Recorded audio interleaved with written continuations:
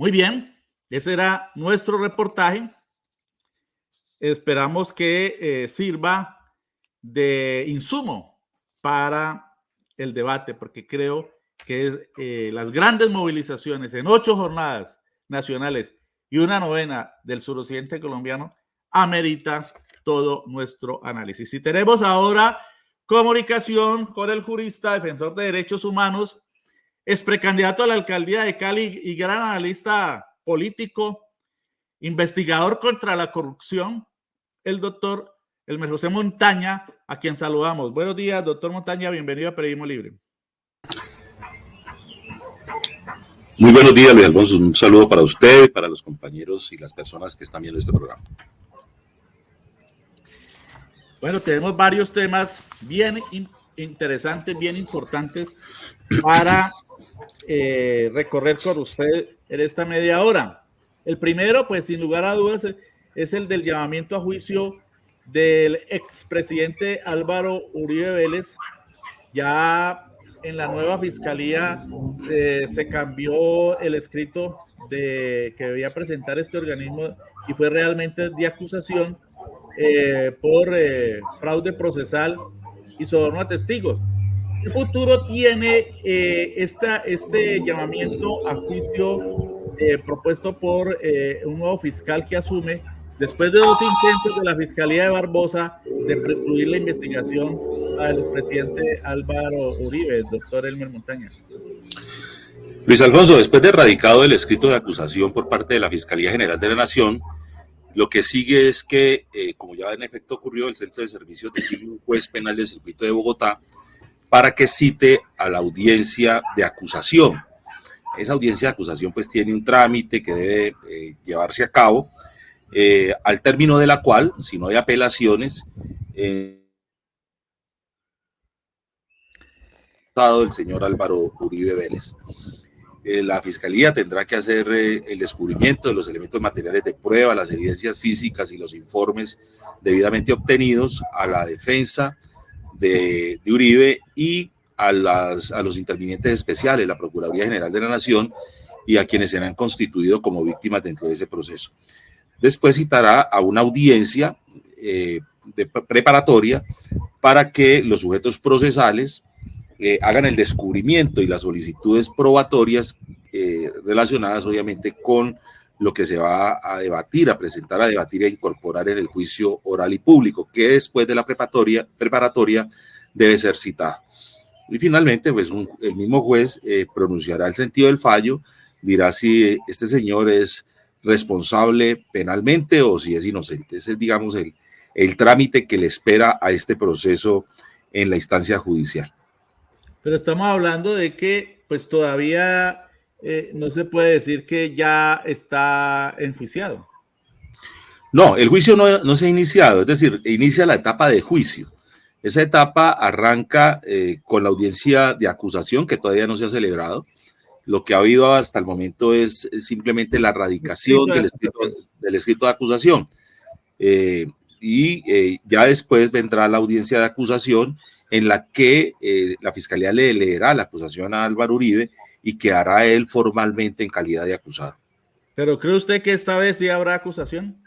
¿Sí habrá? No, claro, eso se hace, eso ya no tiene reversa, Luis Alfonso. Ya la Fiscalía radicó el escrito de acusación y tendrá el juez, ya esto no está en manos de la Fiscalía, para decirlo de otra manera. Esto ya está en manos de la judicatura, es el juez competente quien tendrá que adelantar el juicio. El juez no puede rechazar el escrito de acusación. El juez tendrá que citar a esa audiencia porque así lo establecen las normas procesales.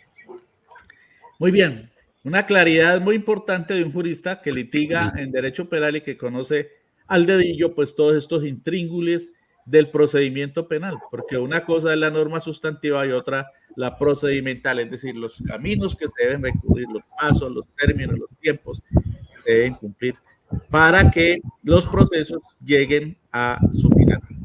Un segundo tema, doctor Elmer Montaña, lo constituye. Luis Alfonso, ¿me permite hacer una observación sobre este tema de la acusación de Uribe? Sí. Yo leí el escrito de acusación, Luis Alfonso, y me preocupó enormemente que el escrito de acusación, a mi manera de ver, no cumple con las exigencias establecidas en el Código de Procedimiento Penal en lo relacionado con algo que es supremamente importante, y es la relación de los hechos que se le imputan, o mejor, los hechos por los cuales va a ser acusado Álvaro Uribe.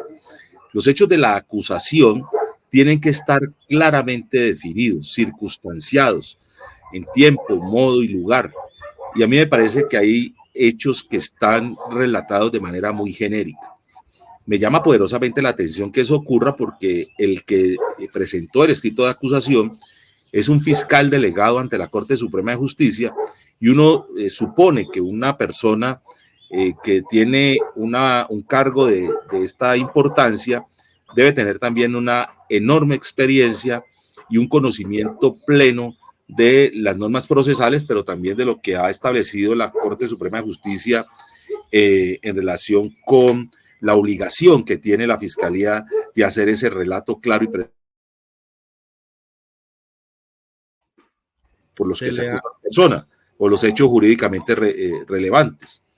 De manera que a mí me preocupa la generalidad, la manera como están relatados esos hechos. De todas maneras, la Fiscalía tiene la oportunidad de hacer allí las correcciones, de hacer las aclaraciones pertinentes, y eso va a depender muchísimo de la intervención de los abogados de víctimas. Yo creo que aquí Del Río y el señor Montealegre Linet y el ex vicefiscal general de la Nación, que está también en calidad de víctima, deben solicitarle a la Fiscalía que haga una mayor claridad en ese escrito de acusación, porque de lo contrario, si ese escrito se introduce y se mantiene en la forma como está relatado, eso le puede dar una enorme ventaja a la defensa de Álvaro Uribe. A quien le conviene la falta de claridad y precisión en la acusación es al acusado.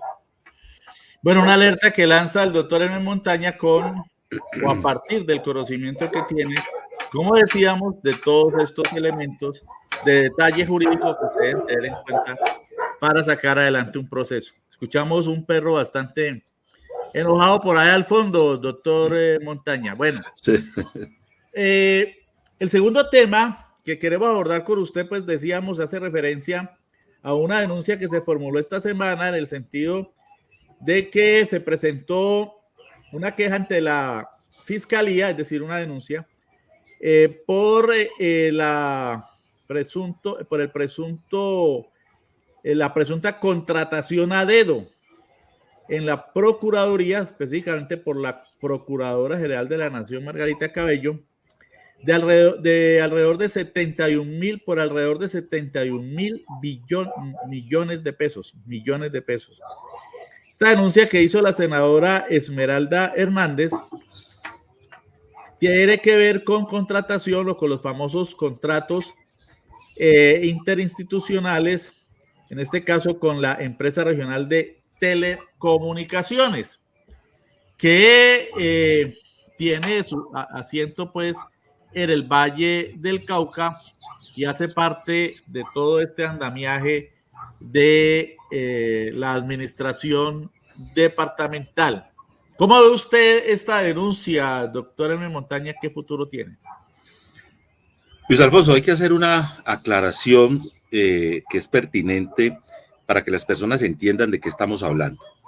En la contratación pública existe una regla, digamos, general, que es que los contratos, sobre todo los contratos que tienen una cuantía importante, deben ser sometidos a procesos licitatorios. ¿Con qué propósito? Con el propósito de que puedan participar diferentes oferentes y evitar que la contratación pública sea utilizada por el gobernante de turno, por el ordenador del gasto, para pagar favores políticos o para robarse los dineros del Estado. Porque una contratación en donde hay un concurso de oferentes, pues da mayores garantías de que eso no ocurra. Sin embargo, la misma ley establece una modalidad de contratación directa, es decir, que no se haga mediante el tema de la licitación, y es a través de los famosos contratos y convenios interadministrativos que se celebran entre entidades del Estado o entre entidades del Estado y entidades de economía mixta. Es decir, que en esos casos dice la ley, con el fin de que haya una cooperación entre estas entidades y haga más ágil el proceso de contratación y a veces inclusive abarate los costos de la misma, estas entidades que tengan fines, propósitos comunes, puedan llevar a cabo esos convenios para adelantar determinado tipo de labores. Por ejemplo, se requiere la construcción de un puente en una situación de emergencia, hay una ola invernal y se cayó un puente y se necesita construir rápidamente ese puente. Entonces, mientras se somete eso a licitación, etcétera, pueden transcurrir varios meses y eso generar traumatismos al día o la gobernación. Podría perfectamente hacer un convenio interadministrativo, digamos, con el Ejército Nacional, con los militares que reparan puentes, que construyen puentes, o con una entidad del Estado que se dedique a esa función, para que lleve a cabo rápidamente esa tarea de reconstrucción del puente. Entonces, eso agiliza la contratación pública. Sin embargo, como en nuestro país, echa la ley, echa la trampa, los corruptos encontraron en esa modalidad de contratación administrativa una magnífica oportunidad para pagar favores políticos, para designar a dedos a contratistas que entonces le dan la coima o le dan plata por el hecho de favorecerlos con ese contrato, y lo que es peor, para robarse los recursos del Estado. ¿Cómo lo hacen? Llegan y contratan, y le voy a poner el ejemplo más claro porque es un ejemplo denunciado y donde ya se han comenzado a tomar decisiones judiciales, lo que se ha hecho con la imprenta departamental. La imprenta departamental se dedica a lo que hacen todas las imprentas. Entonces, cambiaron el objeto social y pusieron a la imprenta departamental con una cantidad de servicios que la imprenta departamental no cumple. Es decir, maquillaron el certificado de Cámara de Comercio, los estatutos de la imprenta, y con eso salen, como es una entidad de economía mixta, y hacen convenios o contratos interadministrativos con otras entidades. Por ejemplo, y es un caso que ocurrió en Cali, la alcaldía de Cali, en la época de Jorge Iván Ospina, la Secretaría de Justicia y Seguridad, hizo un contrato con la imprenta departamental para la compra, instalación y mantenimiento de cámaras de seguridad en Cali. La imprenta departamental ofrece ese servicio, pero en la práctica, en la realidad, la imprenta departamental no tiene cámaras de seguridad, no instala cámaras de seguridad, no le hace mantenimiento a cámaras de seguridad. Entonces firman el contrato, porque lo pueden hacer, pero inmediatamente firmó ese contrato con la alcaldía, salió y subcontrató. ¿Con quién? Con los que venden, instalan y hacen mantenimiento de las cámaras de seguridad. Eso está prohibido en la ley, eso es un delito. Ese delito se llama contrato sin cumplimiento de requisitos legales, por la sencilla razón de que la ley exige que quien contrata con el Estado, Luis Alfonso, esté en la capacidad de cumplir por sí mismo con el objeto contractual, es decir, con la obligación que contrae con el Estado. Entonces aquí ellos se disfrazan todo el asunto, lo maquillan, pueden hacer el contrato interadministrativo porque la ley lo permite, lo firman, la ley lo permite, pero lo que la ley no permite es que salgan a subcontratar, ahí es el truco. Y cuando subcontratan, oigan bien, ya no lo hacen por el mismo valor con el que contrataron con la alcaldía, sino por un valor mucho menor. Por ejemplo, por ejemplo, con la alcaldía contrató la imprenta departamental por 6.000 millones de pesos. Pero con el que salen ellos a subcontratar, la imprenta departamental, para que haga la labor que ellos debieron haber cumplido, ya no lo hacen por los 6.000 millones, sino que lo hacen por 5.000 millones. ¿Qué pasa con otros 1.000 millones de pesos? Se lo echan al bolsillo. Así saquean los recursos públicos. Ese es un modus operandi, Luis Alfonso, que todavía existe porque no hay todavía en nuestro país suficiente claridad, pero además conciencia de lo que está sucediendo para impedir que eso continúe ocurriendo en Colombia. Nosotros ya estamos... Perdón, doctor Montaña, en el caso de la RT, exacto, que más del 90% fue subcontratado, es increíble. Correcto. A la ley de contratación. Entonces, correcto, entonces llegan y contratan a dedo la señora procuradora, que tiene como, óigame bien, como función constitucional y legal impedir que eso ocurra. Llega ella y lo hace ella directamente, va y contrata con la ART para que le cumpla una cantidad de servicios. La ART ha maquillado en sus estatutos ofreciendo de todo, hasta la construcción de satélites. Y entonces, cuando llega y después de que contrata, sale y subcontrata con terceros para que cumpla con esa labor. en esa subcontratación se roban cualquier cantidad de plata, pero además de eso pagan favores políticos, pero además de eso le cobran peaje al que benefician a dedo con el contrato. Eso es corrupción pura y simple, Luis Alfonso. Y ojo con esto, yo no sé si vamos a hablar de ese tema. Lo mismo acaba de ocurrir en la alcaldía de Santiago de Cali con el secretario de Seguridad y Convivencia del alcalde. A ver si mejora interadministrativa. Su sonido, doctor Elmer, porque se le está interrumpiendo. Así, encuentran en la contratación interadministrativa un filón para no solamente saltarse las normas de contratación, pagar favores políticos, recibir coimas de los que son beneficiados directamente, sino para robarse los recursos públicos, saquear al Estado, robarse la plata de los colombianos, Luis Alfonso. Sí, como decía, es un esguince, es una trampa para eludir las formas normales, diríamos nosotros, las éticas, las regulares, las pertinentes de contratación, los famosos contratos interadministrativos y, como dice usted, de pagar favores, pero también de que en el camino se pierda mucha plata. Es inaudito esta intermediación, porque en la práctica es una intermediación. Lo que ocurre es que allí habría que hacer una reforma también de la ley 80 y de todo el sistema de contratación, porque ellos utilizan la ley para hacer esto.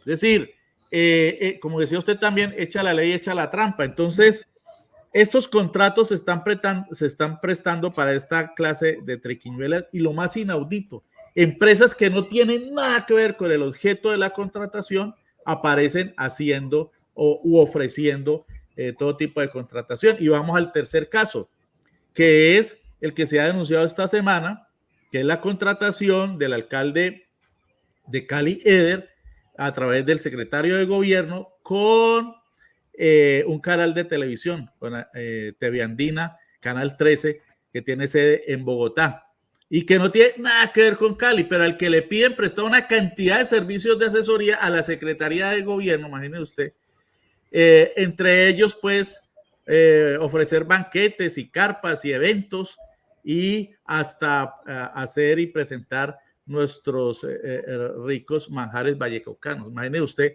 una entidad de la ciudad de Bogotá haciendo cholados en Cali, en Jamundí. Inaudito. ¿Cuál es el análisis que usted ha hecho de esta nueva denuncia? Bueno, el asunto es el siguiente, Luis Alfonso. La Secretaría de Gobierno de Cali, del Distrito Especial de Cali, suscribió un contrato por 626 millones de pesos, 7.626 millones de pesos con TV Andina o Canal 13 de Bogotá. Un contrato interadministrativo, eso de contratación directa. ¿Con qué propósito? Con el propósito de que esta entidad le prestara a la Secretaría apoyo logístico para la difusión de todos los programas y todas las actividades propias de esa Secretaría. 7.600 millones de pesos, imagínense. O sea, solamente para el apoyo logístico de la Secretaría, lo cual me parece a mí ya de por sí un despropósito. El contrato lo suscriben para que ellos ofrezcan no solamente el tema de difusión de piezas publicitarias, todo lo que tiene que ver pues con la actividad propia de un canal, sino actividades relacionadas con apoyo logístico en el terreno. Eso tiene que ver con la instalación de carpas, tiene que ver con el suministro de personal de toda clase, botones, edecanes, traductores, etcétera. Pero además de ese, con el suministro inclusive de bailarines de salsa. Imagínense, contratan a una entidad de Bogotá, porque esta entidad es de Bogotá, para que nos traigan bailarines de salsa de Bogotá, Cali. Pero no solamente eso, para que cumplan otra serie de objetivos. Donde hay centenares de escuela de salsa en Cali, para el mundo, no solo para Colombia. Bueno, y entonces pasacalles, camisetas, manillas, gorras, bueno, una cantidad de cosas. Como usted decía ahora, el suministro de manjares vallecaucanos como cholados, no cholados, ¿no? Porque ellos incluso escriben ahí cholados, seguramente son distintos, porque en Cali venden cholado. Los cholados, no sé, y yo me pregunto, Luis Alfonso, ¿será que esos cholados alcanzarán a llegar siquiera fríos a Cali? Bueno, cholados, para que traigan luladas, pan de bono, vallecaucano, marranitas. Inaudito. Bueno, entonces, ese Canal 13, Luis Alfonso, tiene sede, óigame bien, en donde funciona RTBC Televisión, canal nacional, canal público nacional en Bogotá. Yo ya... No, pues el canal debe ser una berraquera porque además de hacer sus emisiones de los programas, debe tener bodega donde pueda cumplir con todas esas obligaciones, tenga existencia de todos esos elementos que se comprometió a suministrar a la alcaldía de Cali. Y la persona, que es una persona que autorizada, me dijo, no, mire, ellos tienen ahí en el piso cuarto de RTBC una oficinita que es el estudio de ellos, pero ellos no tienen acá bodega, no tienen nada. Me dijo, no, lo que sí sé es que eso se volvió una oficina de contratación, la cosa más impresionante. Hacen contratos con entidades en todo el país y uno lo que ve ahí a diario es una cola de contratistas que salen pues a beneficiarse de esos contratos porque RTBC hace lo que hace la imprenta departamental, hace lo que hace la RT, que es subcontratar, Luis Alfonso Mena. Entonces, lo que obviamente va a suceder en este contrato de 7.626 millones de pesos es que los señores del Canal 13 pues tendrán que subcontratar, entre otras cosas, con empresas de Cali, la realización de ese o el cumplimiento de ese objeto contractual. Eso es ilegal, Luis Alfonso. Eso es un delito, ya lo dije. Eso se llama contratos sin cumplimiento de requisitos legales descrito en el artículo 410 del Código Penal. Eso tiene cárcel, Luis Alfonso.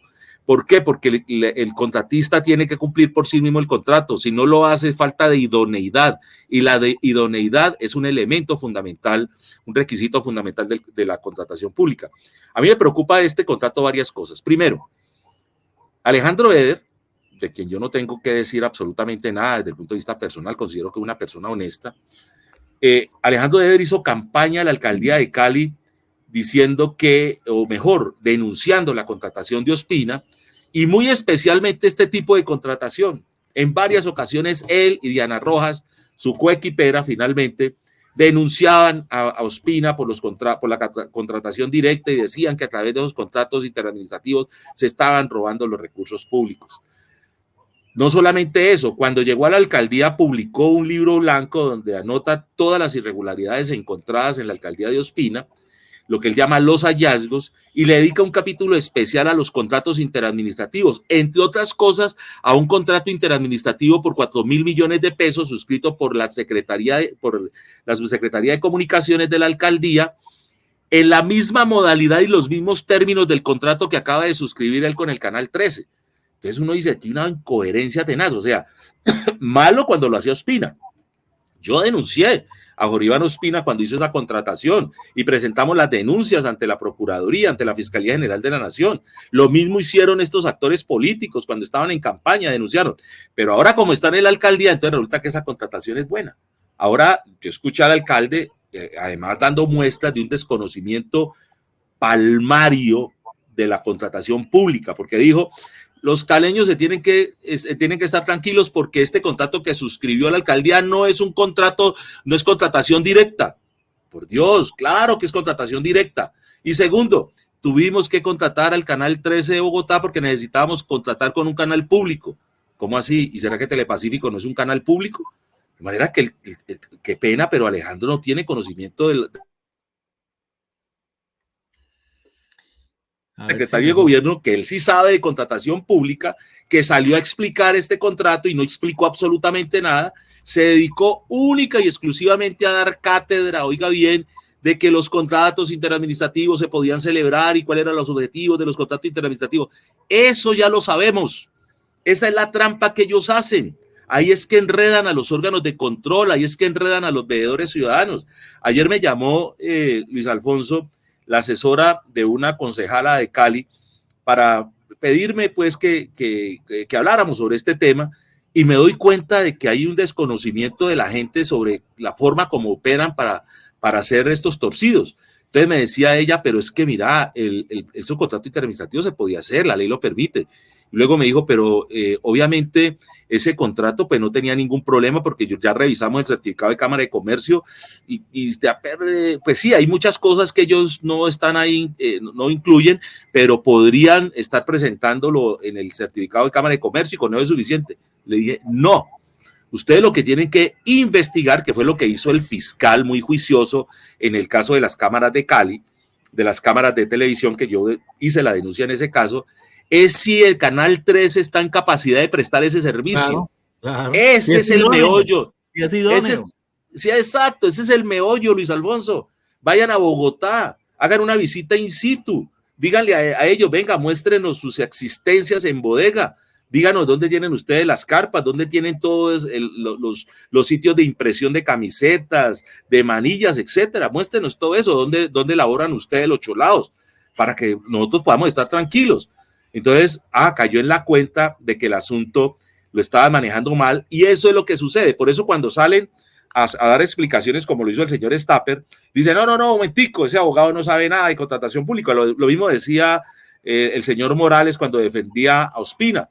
Es que Montaña no tiene conocimiento de contratación pública. ¿Cómo sale a decir que no se pueden celebrar contratos interadministrativos? ¿Cómo sale a decir que no se podía celebrar ese contrato cuando el certificado de Cámara de Comercio acredita que esa entidad podía prestar el servicio? Y ahí generaban una duda en la opinión pública y lo curioso es que se la generaban también a los investigadores de los órganos de control y las cosas se quedaban ahí. Finalmente hemos ido convenciendo a los investigadores, Luis Alfonso, de que vayan más allá, que vayan a donde tienen que ir. Por eso me llamó poderosamente la atención cuando le formularon cargos al señor Carlos Rojas. A mí me apena porque yo conozco a Carlos y lamentablemente pues es un hecho que yo no tengo nada contra él, estoy simplemente denunciando el tema de cómo hacen mal esa contratación. Cuando le formularon cargos al señor Carlos Rojas, el fiscal del caso, muy juicioso, esa es una denuncia que nosotros presentamos muy circunstanciada, verificó lo que nosotros habíamos dicho en la denuncia y en el momento en que le imputa cargos a él, lo mismo sucedió con Ospina cuando le imputaron cargos por el tema del alumbrado navideño, les dijeron, señores, ustedes contrataron con entidades que estaban ofreciendo el servicio en el papel, pero que en la realidad no estaban en capacidad de prestarlo y ustedes tenían la obligación de hacerle seguimiento a ese contrato para verificar que el contratista estuviera cumpliendo por sí mismo con la obligación contractual. Me alegró muchísimo la actitud de ese fiscal porque ya veo a los fiscales que están enrutados por el camino que debe ser para destapar, para desarticular todas estas mafias, Luis Alfonso, que se han enquistado en la administración pública para saquear los recursos del Estado, para pagar con los contratos favores políticos. Me preocupa enormemente, eso sí, que teníamos la esperanza, y yo lo voy a decir con claridad, yo fui de los que creí que con Alejandro Eder iba a cambiar por lo menos el tema de la contratación y no iban a haber estos problemas. Me preocupa que este señor le haya dado estas facultades de contratación, le haya delegado la contratación al señor Stapper, que sí es un mago en maquillar los contratos, ya lo demostró. Un mago, y nosotros, Luis Alfonso, le anticipo algo, estamos investigando muy seriamente todo este tema y muy probablemente le vamos a traer a la ciudad sorpresas desagradables, pero vamos a denunciarlas, Luis Alfonso, porque no podemos permitir que se instale ahora en la alcaldía de Cali la corrupción de cuello blanco. Es decir, cuestionamos la corrupción de Ospina, pero entonces ahora vamos a salir a aplaudir la corrupción de cuello blanco, ni más faltaba, Luis Alfonso, y en esto vamos a estar muy atentos y muy estudiosos y muy vigilantes para evitar que eso ocurra, Luis Alfonso. Muy importante ese anuncio que hace el doctor Elmer José Montaña, en el sentido de que veedores, ciudadanos y conocedores amplios de el derecho no solamente penal sino administrativo van a hacer seguimiento a toda esta contratación. Finalmente, doctor Montaña, hay un hecho que me parece importante analizar con usted brevemente y es el pronunciamiento o lo que hizo el presidente del Senado, el señor Name, un personaje que yo considero que de manera oportunista se hizo elegir por Alianza Verde, que es una colcha de retazos, pero que es un representante de la extrema derecha en nuestro país, que le dio por levantar intempestivamente el miércoles pasado, mandó a vacaciones como si las necesitaran viendo que se las pasan en vacaciones la mayoría de los senadores, a los senadores, a los miembros de la Cámara Alta del Congreso, que dice que en protesta que porque el presidente los cuestiona. ¿Cómo le parece?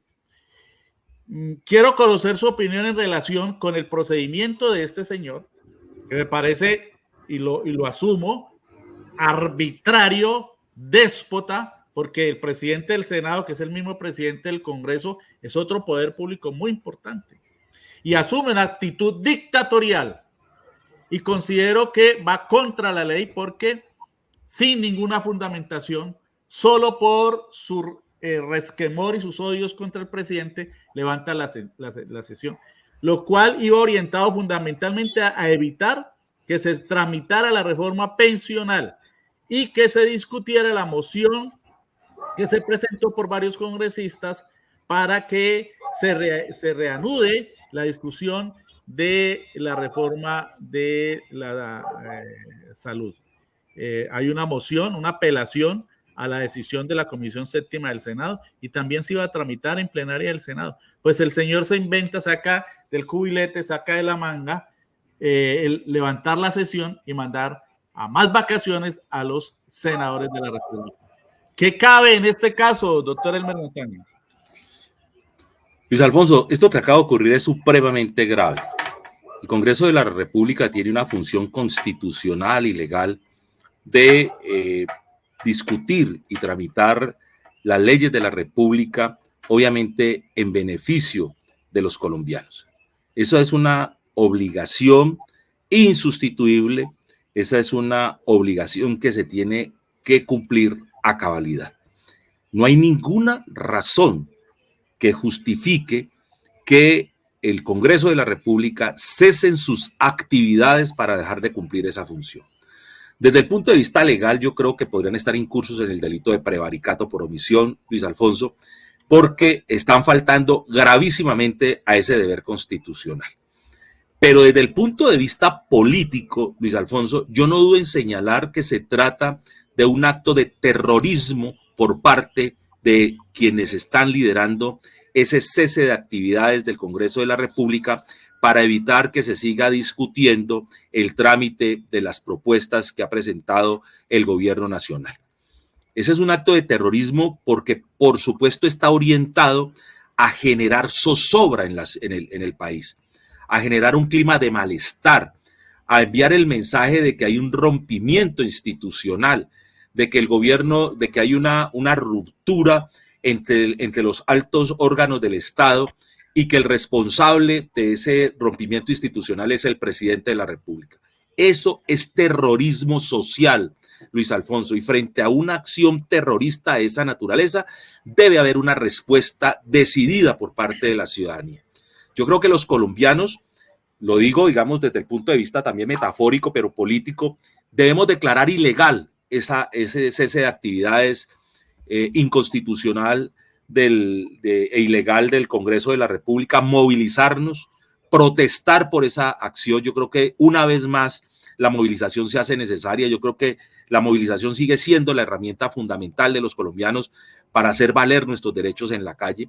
Pero sobre todo también creo que hay que comenzar a preparar, ojalá los abogados de Bogotá y a nivel nacional podamos aunar esfuerzos en ese sentido y preparar una denuncia penal ante la Corte Suprema de Justicia en contra del presidente del Senado y de los congresistas que acataron esta orden de suspender sus actividades para no seguir tramitando las reformas que el gobierno nacional ha presentado a discusión. No hay ninguna razón objetiva para que ellos,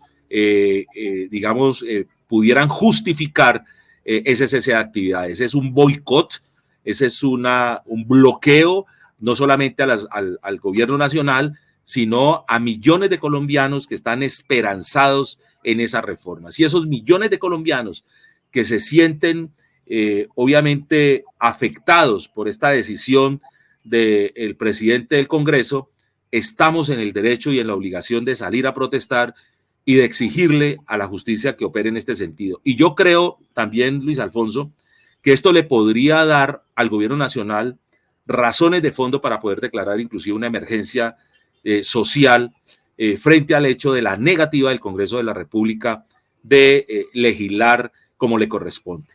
A mí me parece que el gobierno ya debe tomarse muy en serio las atribuciones que le otorga la ley para poder declarar un estado de emergencia, sobre todo en una situación como esta. Esto es un hecho inédito en la historia del país, un cese de actividades declarado por el Congreso de la República, y si el Congreso ya dice que no va a trabajar, yo creo que el gobierno no puede quedar paralizado, las reformas no pueden quedar a medio camino, y quedaría el gobierno legitimado, autorizado legalmente, repito, para poder declarar una situación de emergencia económico y social, Luis Alfonso, y poder tramitar esas reformas a través de decretos presidenciales. Muy importante este planteamiento. Hay un cese de actividades, un paro, un boicot en la práctica por parte del Congreso de la República contra las reformas sociales que ha presentado el gobierno del presidente Petro, que es una actividad, una acción absolutamente injustificada, nos lo plantea el doctor Hermes Montaña, y eso se llama desde su punto de vista terrorismo social, y amerita que se presente una denuncia para que se les investigue penalmente. Yo creo que este planteamiento es muy importante y debe conducir a que juristas como usted y como otros que hay tanto en nuestro país, pues tomen cartas en esto para que esto no siga ocurriendo, porque tiene usted razón.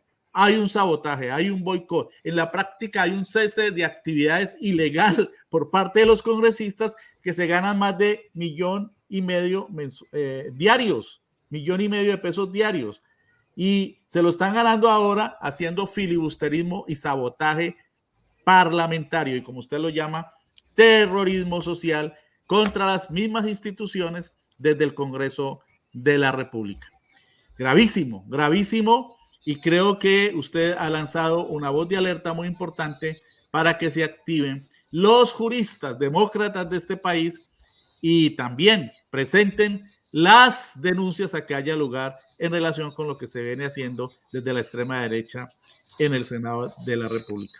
Muchas gracias, doctor Hermes Montaña, por acompañarnos hoy en Periodismo Libre. Tendremos oportunidad de seguir dialogando con usted en relación con toda la coyuntura tan trepidante que se presenta en nuestro país. Gracias, Luis Alfonso. De nuevo, muy complacido de estar con usted y desearle mucha suerte, muchos éxitos. Yo creo que los éxitos se dan por descontados en este programa, que es muy necesario. El periodismo libre, el periodismo independiente es una necesidad imperiosa en nuestro país, Luis Alfonso. Se necesitan voces como la suya que ayuden a que haya claridad sobre estas situaciones, sobre lo que está pasando en el país, sobre todo cuando tenemos una hegemonía de los medios de comunicación que construyen una narrativa completamente distorsionada y falsa de lo que está sucediendo. Un abrazo grande, Luis Alfonso, y de nuevo mis agradecimientos por haberme invitado al programa. Bueno, y se nos quedó en el tintero, no sé si de pronto brevemente usted nos puede dar una opinión, esta denuncia que ha presentado un abogado de Antioquia contra 10 congresistas por haber aportado a la Baqui. Él dice que eso tipificó un contrato de carácter civil y que por lo tanto estas personas están inmersas en una inhabilidad que los podría conducir a que el Consejo de Estado decrete su pérdida de investidura. Imagínese usted, 9 de los 10 son del uribismo, entre ellos doña María Fernanda Cabal y doña Paloma Valencia, y uno liberal. ¿Usted le ve perspectivas a esta denuncia, doctor Elmer? Bueno, ya el Consejo de Estado aceptó la demanda, Luis Alfonso.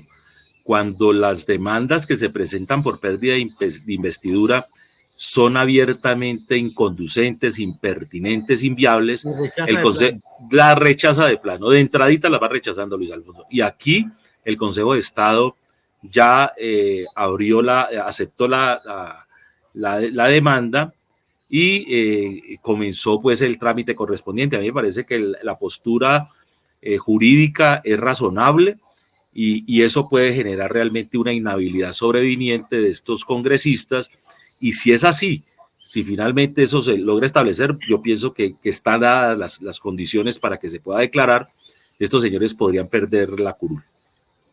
Y de igual manera, varios alcaldes, funcionarios uribistas, ciegos, seguidores de lo que dice Álvaro Uribe, cuyo mandadero ahora tiene la gobernación de Antioquia, fueron a consignar. ¡Ay, ay, ay! Pero ahora sí lo dejamos que siga cumpliendo usted con sus labores. Le voy a dar de comer al perro para que no siga ladrando. Bueno, doctor Montaña, muy amable, muchas gracias. Chao, hermano. Nuevamente aquí en Periodismo Libre. Un abrazo, hasta luego.